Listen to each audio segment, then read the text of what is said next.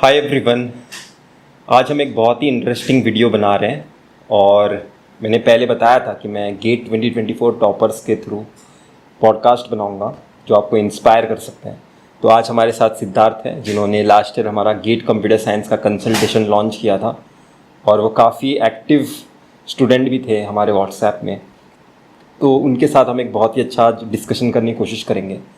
तो सिद्धार्थ, आपका ये कौन सा अटेम्प्ट था गेट एग्ज़ाम का, और आपको गेट एग्ज़ाम अटेम्प्ट करना है ये आपके दिमाग में क्यों आया सबसे पहले, और कैसा था आपका गेट एग्ज़ाम का एक्सपीरियंस? थैंक यू प्रतीक भैया फॉर इनवाइटिंग मी। मैं ना 2022 में मेरी जॉब लगी थी। सो जॉब मेरी जब लगी तो 1 महीने में मुझे पता लग गया कि मुझे यहाँ पे मज़ा नहीं आ रहा था, जॉब सेटिस्फेक्शन नहीं मिल रहा था। तो मुझे, और मेरा सॉफ्टवेयर डेवलपर में था, तो मुझे रोल भी चेंज करना था, ए आई एम एल की ओर जाना था। तो उसके लिए M tech from I I T और आई आई सी एक अच्छा ऑप्शन था।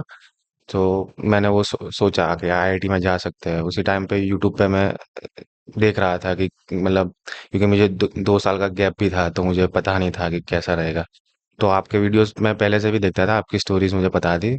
सो फिर आपसे बात हुई क्या, व्हाट्सएप पे मैंने अपना बताया कि भैया मेरा ऐसा ऐसा सीन है, तो आपने बताया नहीं हो सकता है गेट अचीव। फिर मैं ज्वाइन हो गया आपके कंसल्टेशन में, और वहाँ से मतलब हो गई शुरुआत। और दिस ईयर मेरा फर्स्ट अटेम्प्ट था, और मेरा ये रैंक आया है ऑल इंडिया रैंक 385। 385। यस। और आपका ये जर्नी जब भी आपने स्टार्ट किया था तब आपके दिमाग में क्या था, मतलब आपको कौन सा रैंक अचीव करना है, या फिर आपकी अपने आप से क्या एक्सपेक्टेशन थी? इस जर्नी में आपने क्या क्या डिफ़िकल्टी फेस की है वो भी आप एक एक करके बता सकते हो, और थोड़ा तेज़ बात करिए नहीं तो सुनाई नहीं देगा। ओके। सो फर्स्ट टाइम जब मैंने आपको मैसेज किया, शायद आपको याद नहीं होगा, तो मैंने पूछा था कि भैया मेरा अगर 1 साल प्रिपरेशन करूँ तो अंदर अंडर 1000 के अंदर रैंक आ सकता है। तो फर्स्ट मेरा एक्सपेक्टेशन यही था कि मेरे को अंडर 1000 आना है, ताकि टॉप एनआईटीज तो एटलीस्ट सिक्योर हो पाए। तो आपने बोला नहीं, हम एक्सेलेंस अचीव कर सकते हैं अगर हम मोर देन 12 मंथ्स प्रिपेयर करेंगे। तो प्रिपरेशन तो स्टार्ट हो गई। तो स्टार्टिंग में ज़्यादा एक्सपेक्टेशन थी नहीं, क्योंकि मैं बिगिनर था, मुझे कुछ नहीं आता था। ऑल्दो मेरा बैकग्राउंड कंप्यूटर का है, लेकिन टीयर 3 कॉलेज में हम कुछ पढ़ते नहीं है, सबको पता है। तो फिर जैसे जैसे पढ़ाई होती रही, वैसे वैसे कॉन्फिडेंस भी बिल्डअप होता रहा। व्हाट्सएप पे मैं डाउट भी सॉल्व करता था, तो उससे मेरा भी नॉलेज इंप्रूव होता था। तो फिर कॉन्फिडेंस बढ़ रहा है, तो मेरी एक्सपेक्टेशन भी थोड़ी हाई होती गई। तो धीरे धीरे फिर बीच में आते आते फिर अंडर 100 का भी मैंने बनाया था गोल, जो लास्ट तक मेरा था गोल। लेकिन वही है कि एग्जाम के 3 घंटे में अगर थोड़ा बहुत इधर उधर हो जाए, एक दो क्वेश्चन, तो रैंक थोड़ा हो जाता है इधर उधर। तो वही हुआ कि टारगेट तो अंडर 100 का ही था, प्रिपरेशन भी वैसी ही थी, बट एक दो क्वेश्चन नहीं बने तो हो गया, 385 तक पहुंच गया। आपके हिसाब से गेट एग्ज़ाम कितना कॉम्प्लिकेटेड है या फिर कितना आसान है? गेट एग्ज़ाम का राइट स्ट्रेटेजी क्या होगा? अगर ब्रॉड वे में बात करें तो एक बेसिक जो चीज़ें आप बताना चाहते हो एस्पिरेंट को कि ये चीज़ें तो आपको ध्यान में रखनी है अगर आप गेट एग्ज़ाम का प्रिपरेशन कर रहे हो। गेट एग्जाम मेरे हिसाब से कॉम्प्लिकेटेड तो बिल्कुल नहीं है, जितना लोगों ने बना के रखा है सिंपल ही है। थोड़ा टाइम मांगेंगे वो, मोर देन 6 मंथ तो होगा यार एटलीस्ट। मेरे हिसाब से मैंने तो पूरा 14 मंथ्स किया है प्रिपरेशन। सो कंसिस्टेंसी होनी चाहिए, रिवीजन टाइम टू टाइम होना चाहिए। जैसा आप बताते हो, वीकली होना चाहिए, एंड मंथली भी होना चाहिए पीरियोडिकली रिवीजन, होना चाहिए। पीरियडिकली होना चाहिए रिवीजन। ऐसा नहीं कि आप पूरा सिलेबस कर रहे हो, उसके बाद मतलब उठा के देख रहे हो कि पहला सब्जेक्ट आपने कौन सा पढ़ा था। ऐसा नहीं करना है, रिवीजन पे फोकस करो एंड टेस्ट सीरीज दो, दैट बस यही है, सिंपल ही है। इतना कॉम्प्लिकेटेड मुझे नहीं लगता है इसको बनाना चाहिए गेट एग्जाम को। जैसे कि बहुत बार मैंने देखा है बहुत सारे एस्पिरेंट्स कंफ्यूज होते रहते हैं, उन्हें लगता है कि हम आ, फटाफट अगस्त तक की सिलेबस ख़त्म कर देते हैं या फिर अक्टूबर तक की सिलेबस ख़त्म कर देते हैं ताकि हमें ज़्यादा टाइम बाद में रिवीजन को मिल सके। तो रिवीजन पूरा सिलेबस ख़त्म होने के बाद करना स्टार्ट करना होता है, या फिर पहले से ही हमें थोड़ा थोड़ा रिवाइज करते रहना चाहिए? मेरे हिसाब से तो पहले से ही करो तो बेटर है, क्योंकि अगस्त तक आप अगर सिलेबस कंप्लीट करोगे तो इतना डेप्थ होगा नहीं कवर। आप ऊपर ऊपर से पढ़ के फटाफट नाम का होगा आपका मेन नोट्स बना कंप्लीट। लिया सिर्फ? हाँ, मेन नोट्स बना लिया तो शॉर्ट नोट्स बना के आपका हो गया कंप्लीट, लेकिन आपकी डेप्थ इतनी होगी नहीं। तो अगर आप रिवीजन कर भी लोगे तो उतना होगा नहीं, तो उससे अच्छा थोड़ा टाइम दो। मैं अपना पर्सनल बताऊँ तो मेरा सिलेबस दिसंबर मिड में जाके हुआ था फिनिश। एंड मैंने मॉक लगाना शुरू किया था 13 जनवरी के पास। सो इतना कुछ नहीं है कि लोग बोलते रहते हैं कि आपको 25-30 मॉक लगाना है तब जाके अच्छी रैंक आएगी, ऐसा भी नहीं है।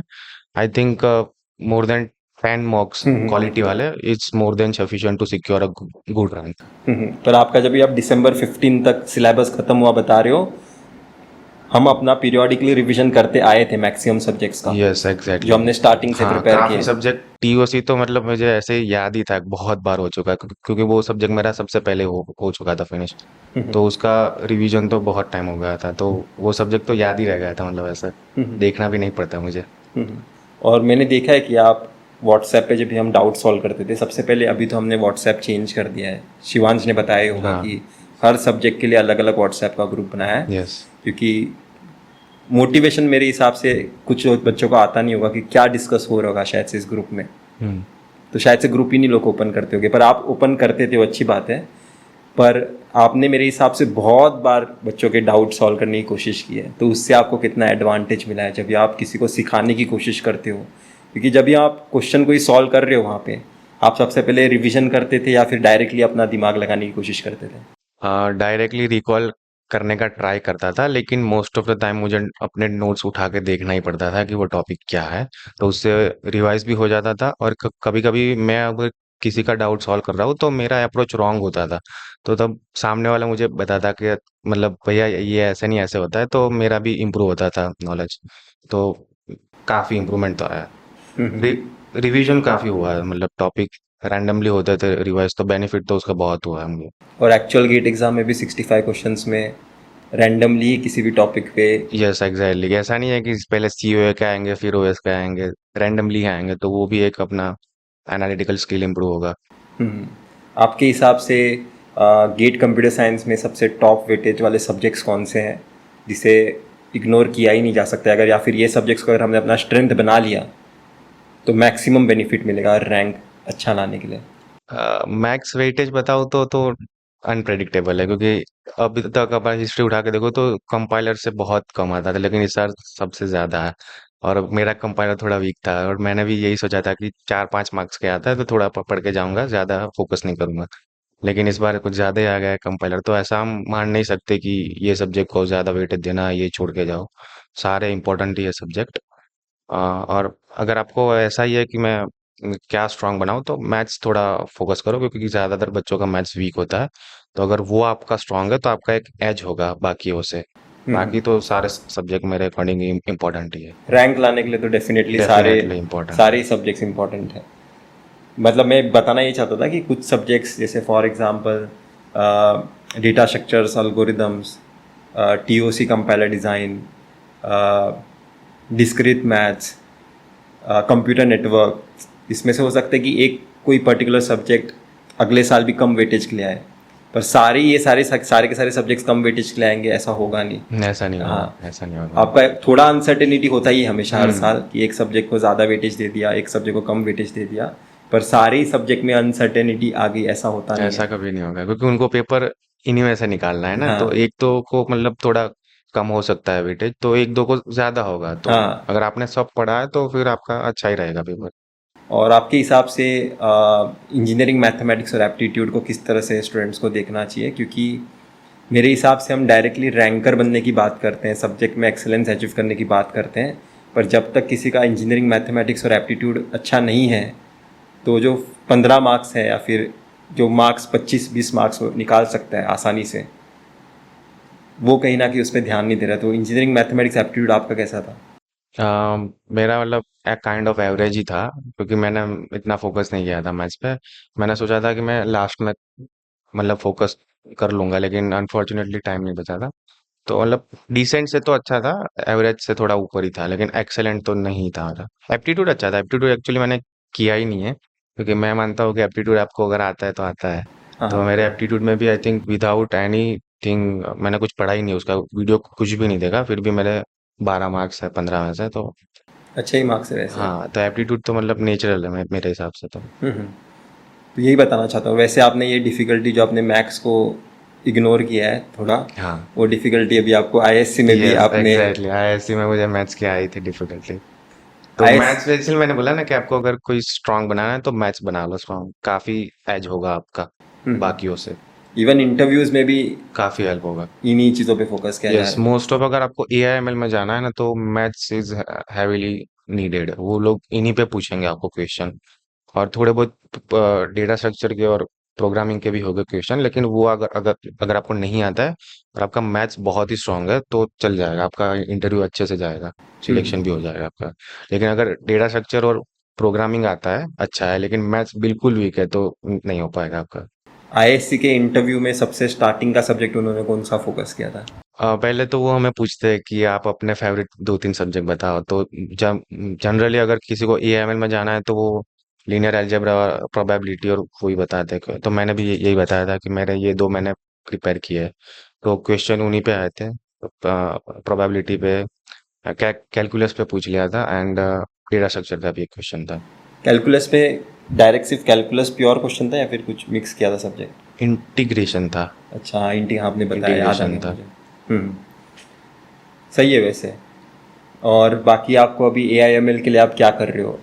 आपने कोई अभी मैं फिलहाल तो मैथ्स ही स्ट्रॉन्ग कर रहा हूँ, फिर AML के जो कोर सब्जेक्ट है, मशीन लर्निंग, डीप लर्निंग, वो एक्सप्लोर करूंगा। हम्म, आप कोई रिसोर्सेज फॉलो कर रहे हैं उसके लिए? हाँ, मैथ्स के लिए लीनियर अलजेब्रा के लिए गिलबर्ट का कर रहा हूँ यूट्यूब प्लेलिस्ट, एंड प्रोबेबिलिटी के लिए MIT का जो है वो कर रहा हूँ अभी। और क्या डिफरेंस आपको लगता है कि अगर वो प्लेलिस्ट अगर कोई प्रिपेयर करता है तो उसके उसका क्या लेवल होगा?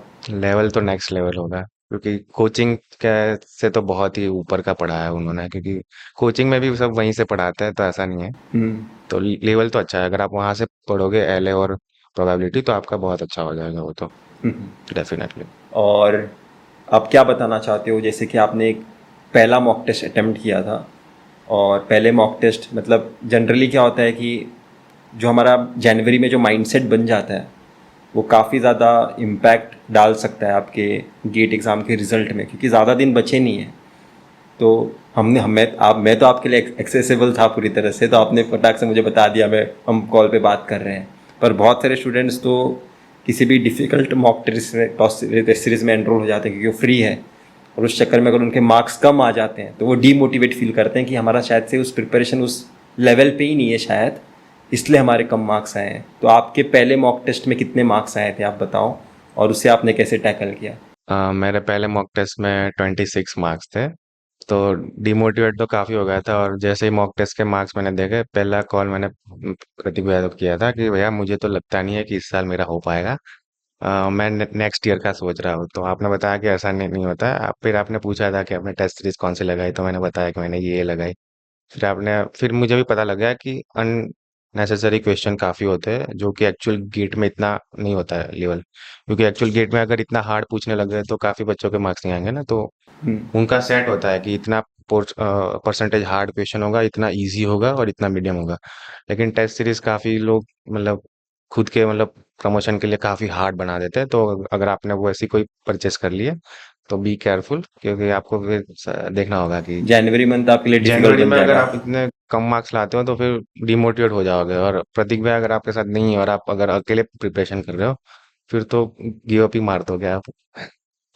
ये कैसा है कि जनवरी मंथ मतलब कुछ ही दिनों, अभी हम यहाँ पे अपना कुछ एनहांस नहीं कर सकते लेवल। यस। और अगर आपको पता चल गया कि आपको कुछ नहीं आ रहा है हाँ। तो आप कुछ एनहांस नहीं कर सकते। तो यहाँ पे तो सिर्फ अपना आप टाइमर को कैसे यूटिलाइज कर सकते हो, मिस जो आपको आता है उसमें मिस्टेक्स कैसे कम से कम कर सकते हो, ये आपका कोशिश होता है। और उसके बाद वाले टेस्ट सीरीज में आपका क्या एक्सपीरियंस था, आपके कितने मार्क्स तक आप टच कर पा रहे थे? हाँ, फिर आपने जो बताई टेस्ट सीरीज वो मैंने ली, और उस पे अराउंड उस पे भी फर्स्ट मॉक में तो 35 थे, क्योंकि मेरा टाइम मैनेजमेंट बहुत वीक था उस टाइम पे। और और वैसे भी आपका पहला टेस्ट सीरीज का एक एक्सपीरियंस है हाँ, 25 माह का। हाँ, तो उससे तो इम्प्रूवमेंट था, लेकिन थोड़ा वैसा भी था क्योंकि 3 आवर्स मुझे बैठना था, तो वो मुझे आदत थी नहीं उतना टाइम बैठने की। तो उसमें 35 आए थे, देन इम्प्रूव होकर मैं 45-50 तक पहुंचा, देन स्लोली ग्रेजुअली 55-60 तक पहुंचा। मैक्स मार्क्स मेरे टेस्ट सीरीज में 60 अब कभी नहीं गए, एंड ओरिजिनल गेट एग्जाम में डायरेक्ट 66.53 आया। तो ऐसे ही है। और हमने एक वीक पहले बात किया था शायद से एक्चुअल गेट एग्जाम से। हाँ, एक वीक के अंदर। 3-4 डेज पहले। तो ये सिद्धार्थ की जर्नी है। उन्होंने जॉब जॉब आपने क्विट कर दिया था तब, हाफ प्रिपरेशन जॉब के साथ किया, फिर मैंने छोड़ दिया जॉब। जब आपको कॉन्फिडेंस आ गया कि कॉन्फिडेंस आ गया कि मेरा रैंक आ सकता है, फिर मैंने छोड़ दिया जॉब। यही मैं सबसे एक्सपेक्ट कर सकता हूँ। मतलब बहुत सारे स्टूडेंट्स पूछते हैं कि क्या मुझे जॉब के साथ प्रिपेयर करना चाहिए कि विदाउट प्रिपेयर करना चाहिए। सबसे पहले तो प्रिपरेशन स्टार्ट करिए। स्टार्ट करिए, यस एग्जैक्टली, स्टार्ट करो। 6 महीने बाद आपको अंदर से एक आवाज आ जाएगी कि मेरे से हो सकता है या नहीं हो सकता। अगर वो हाँ आती है कि नहीं मेरे से हो जाएगा, देन आप जॉब छोड़ सकते हो, कोई बात ये है कि आपको पूरा लगना पड़ेगा। ये झूठ है एक्चुअली जो बताते हैं कि 6 महीने में हो जाता है गेट एग्ज़ाम का प्रिपरेशन, ज़ीरो से स्टार्ट करके और एंडिंग में डायरेक्टली रिवीजन करो, क्योंकि उन्हें बैक टू बैक सिर्फ आपके मेन नोट्स बनाने होते हैं। क्योंकि ऐसा कि बीच में गैप नहीं दे सकते लाइव और ऑफलाइन में, तो उन्होंने अपना एक स्ट्रैटेजी बना लिया कि सिलेबस पहले ख़त्म करो, बाद में रिवीजन करो। पर पहला सब्जेक्ट अगर लास्ट में रिवाइज हो रहा है, खत्म हो गया वो वो भूल सब्जेक्ट, जाएंगे, कुछ याद नहीं रहेगा, कुछ मतलब ही नहीं उसका। दिमाग से चला जाएगा। इवन इनफैक्ट अगर आप अभी अभी भी अपने आप को इमेजिन करोगे, गेट एग्जाम तक आप बहुत अच्छे से टच में थे सब्जेक्ट्स के, अभी आपका इनाफ गैप हो गया है, अभी कितने सारे सब्जेक्ट्स में आपका थोड़ा गिला हो गया होगा काफी हो अंडरस्टैंडिंग। चुके होंगे, हाँ। तो आप अगर अभी प्रिपरेशन कर रहे हो, डायरेक्टली नवंबर में रिवीजन करने वाले हो, तो आप सोच नहीं सकते कि आपके साथ क्या होगा और आप कितना अपने आप को डीमोटिवेटेड फील करोगे। पीरियोडिकली रिवीजन करिए। रिवीजन सबसे मेन प्रायोरिटी पे आता है, उसके बाद प्रीवियस ईयर क्वेश्चन आता है, उसके बाद टेस्ट सीरीज देना आता है। ये एक सीक्वेंस है जो अगर आप फॉलो करोगे तो आपका टाइम बचेगा और आप अच्छे तरीके से डायरेक्शन में जाते रहोगे। और रिवीजन सबसे इंपॉर्टेंट है, रिवीजन के बाद में सारी चीज़ें हैं। इनफैक्ट आप सब्जेक्ट टेस्ट भी 2 रिवीजन अगर आपके मेन नोट से हो गए हैं, बाकी के रिवीजन अगर आप सब्जेक्ट टेस्ट देके भी कर रहे हो तो भी गुड अप्रोच, चल हाँ, सकता चल है। सकता है, स्टार्टिंग के मेन नोट्स के रिवीजन आप एलिमिनेट नहीं कर सकते, क्योंकि कुछ चीज़ें तो मैंडेटरी होती है, वहाँ पे टाइम डालना पड़ता है। तो ये सिद्धार्थ का जर्नी है और अब इसी साल उनका रैंक आया है और मैं एक्सपेक्ट करता हूँ कि आपका एक अच्छा डिसेंट एडमिशन हो जाएगा एक अच्छे कॉलेज में। क्योंकि फाइनली इवन मैं शिवान से भी यही बात करता हूँ कि कॉलेज का टैग हमारे सामने ऐसा प्रोजेक्ट किया गया है कि ये कुछ कॉलेजेस हैं जिनमें अगर आप एडमिशन लेते हो तो आप 1% में आते हो या फिर लेस देन, आपका कुछ तो एक रिस्पेक्ट मिलता है, आप अलग तरह से आपको दुनिया देखेगी। ये सारी कहानियाँ बनाई गई है ताकि हम सिर्फ उसके लिए हमेशा compete करते रह सकें। एक्चुअल रियलिटी है कि कंपनी को इस बात से फ़र्क पड़ता है कि मेरे पास नॉलेजेबल इंसान आ रहा है कि नहीं, जो मुझे पैसे कमाने में और मदद कर सकता है क्या। तो वो किसी भी कॉलेज से हो सकता है, किसी भी कॉलेज से, हाँ। राइट। क्योंकि अगर आप इवन लीनियर अलजेब्रा, प्रोबेबिलिटी की जो आप प्लेलिस्ट देख रहे हो, वैसे ही मशीन लर्निंग के, डीप लर्निंग के प्लेलिस्ट भी अवेलेबल है यस, टॉप यूनिवर्सिटीज़ के।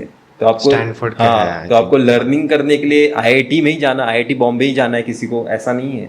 आप ट्रिपल आईटी बैंगलोर से भी अगर आप कर रहे हो तो भी आपका लाइफ आप एक अच्छे डायरेक्शन में लेके जा सकते हो। तो इनफैक्ट जैसे मैं अभी मेरे मशीन लर्निंग की जो फैकल्टी है MLAI में ही काम करते हैं, वो IIT धनबाद से ही बीटेक है। अभी मैं एग्जैक्ट कंपनी का नाम नहीं ले सकता क्योंकि बहुत सारे पॉलिसीज होते हैं कंपनीज yes। के। तो उसमें उन्होंने बताया है कि हमें उन्हें स्पेसिफिकली ऐसा लगता नहीं कि IITs के लोगों में और बाकी जो स्टूडेंट्स आते हैं, मतलब डायरेक्ट कंपनीज में दूसरे किसी कॉलेज से जो नॉन IIT है, वो ऐसा डिफरेंशिएटिंग कुछ देखते नहीं। उन्हें भी compete करना पड़ता है उन बच्चों के साथ, क्योंकि फाइनली कंपनी को टैग से मतलब नहीं है, नॉलेज से मतलब है कि Knowledge। कौन हमारा काम करके दे रहा है। एग्जैक्टली। तो हमारे दिमाग में हमने एक दुनिया बनाई है। नो डाउट IIT से करोगे तो एक्सपोजर एक मिलेगा, पर अगर नहीं कर पा रहे हो तो आप लाइफ में पीछे रह जाओगे, ऐसा है नहीं। और गेट एग्ज़ाम की प्रिपरेशन सबसे पहले स्टार्ट करिए। प्रिपरेशन करना ही अपने आप में एक बहुत अमेजिंग जर्नी है। मेरे हिसाब से आपने भी एक जर्नी इन्जॉय की होगी बहुत। हाँ, क्योंकि ये बहुत सारे बच्चों के डाउट सॉल्व करते थे। मतलब जब मैं खोलता था तो हर डिस्कशन में सिद्धार्थ मुझे दिखाई देता था कि किसी ना किसी के डाउट वो सॉल्व कर रहे हैं। मेरे हिसाब से टॉपर से भी ज़्यादा तुमने ही डाउट सॉल्व किए TOC के। EOC के किए होंगे। हाँ, तो इतना ही था इस पॉडकास्ट में। और इस साल क्या क्या चेंजेस किए मैंने अपने कंसल्टेशन में बताता हूँ। इस साल सबसे पहले हमारा खुद का कोर्स है, हम किसी यूट्यूब के प्लेलिस्ट को फॉलो नहीं कर रहे हैं, क्योंकि प्रॉब्लम ये हो रहा था कि मैं सब्जेक्ट एक बताता था वो सब्जेक्ट फॉलो कर के साथ साथ उस टीचर का दूसरा कोई सजेशन भी एक स्टूडेंट देख रहा है, फिर वो टीचर बता रहा है कि अभी मैं इस प्लेटफॉर्म पे जा रहा हूँ, उस प्लेटफॉर्म पे जा रहा हूँ, मेरा वो प्लेलिस्ट इतना खास है नहीं, वो अभी नया नया कहानी सुना रहा है। तो स्टूडेंट्स अननेसेसरी मेरा भी दिमाग ख़राब कर रहे थे, तो मैंने सोचा कि चलो अब ये खुद का ही कोर्स बनाते हैं। तो हमने अभी अपना एक खुद का कोर्स बनाया है, उस कोर्स को यूज़ करके हम टाइम टेबल बनाते हैं पूरे सारे स्टूडेंट्स का। और इस साल एक कॉमन व्हाट्सएप का ग्रुप नहीं है कंप्यूटर साइंस के लिए, लास्ट ईयर एक कॉमन व्हाट्सएप कॉमन का था, ग्रुप हाँ। था। तो मैंने ऑब्जर्व किया कि शायद से कुछ बच्चे यहाँ पे ग्रुप नहीं खोल रहे हैं शायद से, क्योंकि उन्हें लग रहा है कि क्या पता कौन सा सब्जेक्ट डिस्कस हो रहा होगा इसमें। पर अभी सब्जेक्ट का नाम अलग अलग हर एक व्हाट्सएप के ग्रुप में मेंशन है, तो 5-6 व्हाट्सएप के ग्रुप्स बनाए हैं। जैसे डीएसए प्रोग्रामिंग के लिए एक व्हाट्सएप का ग्रुप है, टीओसी कंपाइलर डिज़ाइन के अलग है, डिजिटल सीओए ऑपरेटिंग सिस्टम के लिए अलग है, क्योंकि ये सारे सिमिलर सब्जेक्ट्स हैं, तो इनका अलग अलग व्हाट्सएप का ग्रुप बनाया है हमने। तो अगर आप इंटरेस्टेड हो, आप मैसेज कर सकते हैं मुझे व्हाट्सएप पे, व्हाट्सएप का लिंक डिस्क्रिप्शन में होगा, टाइटल में भी रख सकता हूँ मैं।